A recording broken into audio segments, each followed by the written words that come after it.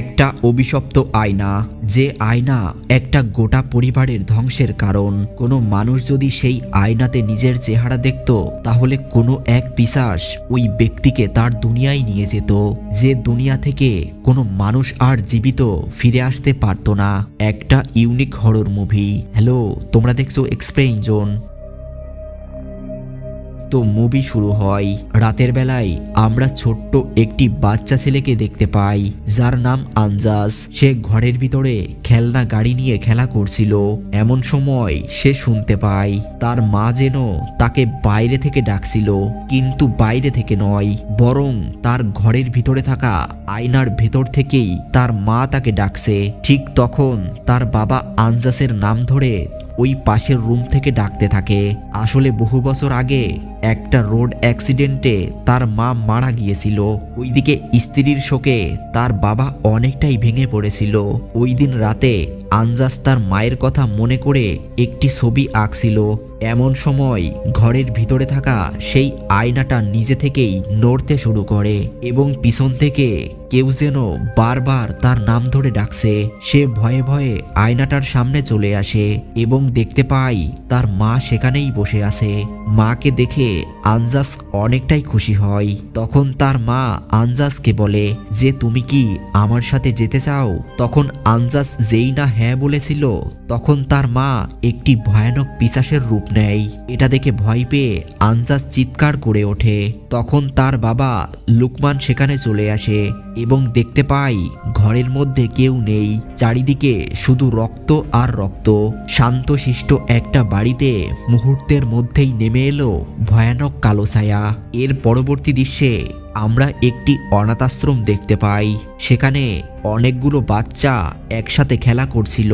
এনার নাম মিস ডোনা, যে এই অনাথ আশ্রমের মালিক। প্রায় কয়েক বছর হলো মিস ডোনা এই অনাথ আশ্রম ছেড়ে তার বাড়িতে বেড়াতে যায়নি। তাই তার বড় বোন লিডিয়াকে আশ্রমের সকল দায়িত্বটা বুঝিয়ে দিয়ে কাল সে তার বাড়ির উদ্দেশ্যে রওনা দেবে। সেখানে আমরা 5 জন বাচ্চাকে দেখতে পাই। এখানে মিকো ভূতের গল্প শুনতে অনেকটাই ভালোবাসে। এর পরবর্তী দৃশ্যে আমরা গ্লেনকে দেখতে পাই। সে পেশায় একজন রিপোর্টার। তার কাজ বিভিন্ন হন্টেড প্লেস পরিদর্শন করে সেখানকার ভৌতিক রিপোর্ট কালেক্ট করা। এখন তারা এসেছে লোকমানের বাড়িতে, কারণ তাদের কাছে খবর ছিল যে প্রায় কয়েক মাস আগে লোকমানের একমাত্র ছেলে আনজাস রহস্যজনকভাবে গায়েব হয়ে যায়। কেউ বলে যে গভীর রাতে ওই বাড়ি থেকে কারোর কান্নার আওয়াজ শোনা যায়। আবার কেউ কেউ বলে যে কুন্তিনালাক এসে তার ছেলে আনজাসকে নিয়ে গিয়েছিল। এই কুন্তিনালাক এমন এক পিশাচ যে গভীর রাতে গ্রামে এসে বাচ্চাদের তার দুনিয়ায় নিয়ে যেত। ওইদিকে গেলেন লোকমানের বাড়িতে রিপোর্ট শেষ করে বাইরে আসতেই তার চোখ পড়ে সেই আয়নাটার দিকে। আয়নাটা তার কাছে বেশ অদ্ভুত লাগে। তখন ওই আয়নাটা নিয়ে গেলেন ডোনার বাড়িতে থাকা একটি স্টোর রুমে তাকে গিফট দেওয়ার জন্য লুকিয়ে রেখেছিল। কিন্তু গ্লেন এটা কখনোই জানতো না যে এটা কোনো সাধারণ আয়না ছিল না। রাতের বেলায় দিনদা তার রুমের ভিতরেই বসেছিল। এমন সময় সে শুনতে পায় যে বাইরে থেকে কেউ একজন তার নাম ধরে ডাকছিল।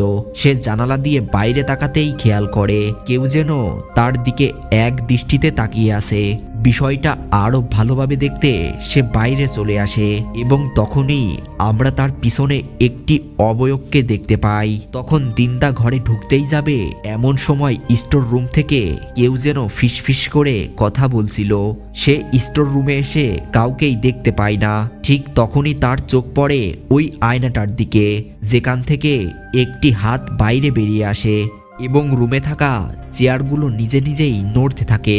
এই দৃশ্যটা দেখে দিনদা অনেকটাই ভয় পেয়ে যায় এবং ভয় পেয়ে সেখান থেকে পালিয়ে যায়। ওই দিন রাতে দিনদা তার রুমের ভিতরে ঘুমিয়েছিল এবং গভীর রাতে তার ঘুম ভেঙে যায়। তখন দিনদা দেখতে পেল যে হুবহু তার মতো দেখতে কেউ একজন চেয়ারে বসে আছে। সে ভয়ে ভয়ে সামনের দিকে এগিয়ে আসে এবং দেখতে পায় তার মতো দেখতে একটা মেয়ে, কিন্তু তার চোখগুলো ছিল একদম সাদা। সে ভয় পেয়ে চিৎকার করে ওঠে এবং তখনই তার ঘুম ভেঙে যায়। মানে এতক্ষণ ধরে সে স্বপ্ন দেখছিল। এরপর বিছানা থেকে উঠে পাশের রুমে এসে সে দেখতে পায় যে টিভিটা নিজে নিজেই চলছে এবং একজন মহিলা এক অদ্ভুত গানের সাথে নৃত্য করছিল। সে ধীরে ধীরে ওই মহিলার দিকে এগিয়ে যায় এবং তখনই ওই মহিলাটা তার দিকে ঘুরে তাকায়। দেখা যায় এটা আর কেউ নয়, স্বয়ং কুন্তিনালাক। ওই কুন্তিনালাক দিন্দাকে ধরতেই যাবে এমন সময় তার ঘুম ভেঙে যায়। মানে এটাও তার স্বপ্ন ছিল। পরের দিন সকালে বাচ্চারা কুন্তিনালাক পিশাচের বিষয়ে গল্প করছিল। তখন দিন্দা সবাইকে বলে যে কুন্তিনালাককে কখনো ডেকে আনা সম্ভব। মিকো তখন বলে যে ডেকে আনা সম্ভব, তবে সে বাচ্চাদের তার দুনিয়ায় নিয়ে যায়, যেখান থেকে কোনো বাচ্চা আর জীবিত ফিরে আসতে পারে না। রাতে মিকো তার ঘরের মধ্যে ঘুমিয়েছিল। মাঝরাতে একটা বিকট শব্দে তার ঘুম ভেঙে যায়। ঘুম ভাঙতেই সে শুনতে পায় যে কেউ যেন তার নাম ধরে ডাকছিল। ওইদিকে তখন সবাই ঘুমিয়েছিল। সে ভয়ে ভয়ে দরজাটার সামনে এগিয়ে যায় এবং দরজাটা খুলতেই হঠাৎ করে কুন্তিনালা তার সামনে চলে আসে। এটা দেখে মিকো ভয় পেয়ে চিৎকার করে ওঠে। ওদিকে মিকোর চিৎকার শুনে সবাই তার রুমে চলে আসে এবং দেখতে পায় সেখানে কেউ নেই। পরের দিন সকালে গ্লেন অনাথ আশ্রমে চলে আসে এবং স্টোর রুম থেকে সেই আয়নাটা ডোনার ঘরে লাগিয়ে দেয়। আর এখানেই গ্লেন তার জীবনে সব থেকে বড় একটা ভুল করে ফেলে।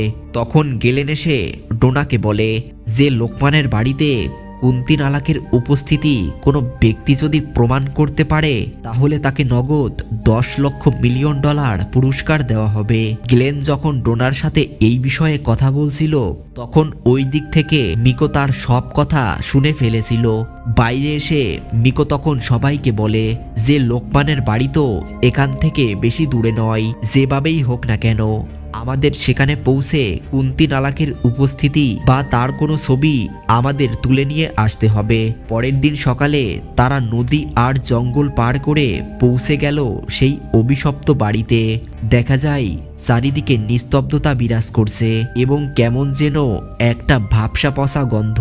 সবাই মিলে বাড়ির চারপাশটা ঘুরে ঘুরে দেখতে থাকে। এমন সময় দিন্দা টেবিলের উপরে একটি পুরাতন বই খুঁজে পায়। বইটা খুলে সে কুন্তিনালাকের ছবি দেখতে পায় এবং সেখানে লেখা ছিল যে কুন্তিনালাকের আত্মাকে একমাত্র সেই ব্যক্তি ডাকতে পারবে যার মধ্যে আত্মা দেখা বা উপস্থিতি বোঝার ক্ষমতা আছে। তখন দিন্দা পাশের বারান্দায় এসে আনজাসকে দেখতে পায়। আনজাস তখন পেরেক আঁকা একটি ছবি নিয়ে তার দিকে এগিয়ে আসে। চোখগুলো ছিল সম্পূর্ণ সাদা। এই দৃশ্যটা দেখে দিন্দা ভয় পেয়ে সেখান থেকে পালিয়ে যায়। ওইদিকে পাঞ্জি পৌঁছে যায় আনজাসের ঘরে এবং সেখানে এসে দেখতে পায় যে একটা খেলনা গাড়ি নিজে থেকেই চলছিল। এরপর সে ভয়ে ভয়ে পাশের রুমে চলে আসে এবং দেখতে পায় আনজাস সেখানে দাঁড়িয়ে আছে। তার ভয়ানক চোখগুলো দেখে পাঞ্জি চিৎকার করে ওঠে। তার চিৎকার শুনে কৃষ্ণা ও মিকো সেখানে চলে আসে এবং বলে এই গাড়িটা তুমি কোথা থেকে পেয়েছো? তখন ভীত গলায় পাঞ্জি তাদেরকে বলে যে আনজাস দিয়েছে। এই কথাটা শুনে তারা একটু অবাক হয়ে যায়, কারণ এটা কিভাবে সম্ভব? আনজাস তো কয়েক মাস আগেই মারা গেছে। এরপর তারা আর এক মুহূর্ত দেরি না করে ওই বাড়ি থেকে বাইরে চলে আসে। কিন্তু তারা যে এই বাড়িতে প্রবেশ করেছিল এটা লোকমান বাইরে থেকে নজর রাখছিল। ওই দিন রাতে অ্যাম্বার তার রুমের ভিতরে ঘুমিয়েছিল। এমন সময় আয়নাটা নিচে থেকেই নড়তে শুরু করে এবং আয়নার ভেতর থেকে কুন্তিনালাক হামাগুড়ি দিতে দিতে বাইরে বেরিয়ে আসে। তখন চোখ খুলতেই অ্যাম্বার দেখতে পায় যে মিস ডোনা তার পাশে বসে আছে। অ্যাম্বার তখন তাকে বলে যে এতদিন ধরে আমি তোমাকে অনেক মিস করেছি। এই কথাটা শুনে ডোনা তাকে বলে যে তুমি কি আমার সাথে আমার দুনিয়ায় যেতে চাও? অ্যাম্বার তখন হ্যাঁ বলে তাকে ভালোবেসে জড়িয়ে ধরে। এরপর আমরা কুন্তিনালাকের আসল রূপ দেখতে পাই। এই দৃশ্যটা দেখে ভয় পেয়ে অ্যাম্বার চিৎকার করে ওঠে। তার চিৎকার শুনে সবাই তার ঘরে এসে দেখতে পায় যে অ্যাম্বার সেখানে নেই, শুধু আয়নার সামনে পড়ে আছে তার জামার এক টুকরো ছেঁড়া অংশ। ঠিক তখন আয়নার ভেতর থেকে তারা অ্যাম্বারকে দেখতে পায় এবং তার পাশেই দাঁড়িয়ে আছে কুন্তিনালাক। পুরো বাড়ির আলো যেন নিজে থেকেই নিভে যাচ্ছিল। এমন সময় সেখানে লোকমান চলে আসে এবং বলে এই অভিশপ্ত আয়না তোমরা আমার বাড়ি থেকে কেন এখানে নিয়ে এসেছো? এই আয়না আমার পুরো পরিবারকেই ধ্বংস করে দিয়েছে। এইবার হয়তো তোমাদের পালা। কিন্তু লোকমান এটা জানতো না যে এই অভিশপ্ত আয়না গ্লেন না জেনে না বুঝে এখানে নিয়ে এসেছিল। লোকমান তাদেরকে এটাও বলে যে এই অভিশপ্ত আয়নার ভিতরে একটা পেরেক আছে। আমাদের যে কোনো উপায়ে কুন্তিনালাকে ডেকে এই আয়নার জগৎ থেকে আমাদের জগতে নিয়ে আসতে হবে এবং সে যখন বাইরে বেরিয়ে আসবে তখন ওই পেরেকটা দিয়ে তার কপালে আঘাত করতে হবে। এমন সময় আয়নার ভিতর থেকে আনজাস তার বাবার নাম ধরে ডাকছিল। এই দৃশ্যটা দেখে লোকমান আয়নাটা ভাঙার অনেক চেষ্টা করেও সে কোনোভাবে আয়নাটা ভাঙতে পারছিল না। এরপর সে অজ্ঞান হয়ে পড়ে যায়। ওইদিকে বাচ্চারা তখন আয়নার সামনে দাঁড়িয়ে কুন্তিনালার নাম ধরে ডাকতে থাকে। এমন সময় পুরো বাড়িতে যেন ঝড় উঠে এসেছে এবং আয়নার ভেতর থেকে কুন্তিনালা বাইরে বেরিয়ে আসে এবং মিকোকে তার সঙ্গে নিয়ে যায়। ঠিক তখন সেখানে লিডিয়া চলে আসে এবং কুন্তিনালাক তখন লিডিয়ার শরীরে ভর করে কৃষ্ণাকে মারতে থাকে। তখন গেলেনও সেখানে চলে আসে এবং এই পরিস্থিতির জন্য নিজেকে দায়ী করতে থাকে, কারণ সে যদি এই আয়নাটা লোকমানের বাড়ি থেকে এখানে না নিয়ে আসতো তাহলে কখনোই এই ঘটনাগুলো ঘটতো না। তখন আয়নার দিকে তাকাতেই দিন্দা একটা লেখা দেখতে পাই। সেখানে লেখা ছিল the strong fast in the master. এই লেখাটা পড়তেই আয়নার পাশে থাকা একটি মূর্তির ভিতর থেকে পেরেক বেরিয়ে আসে।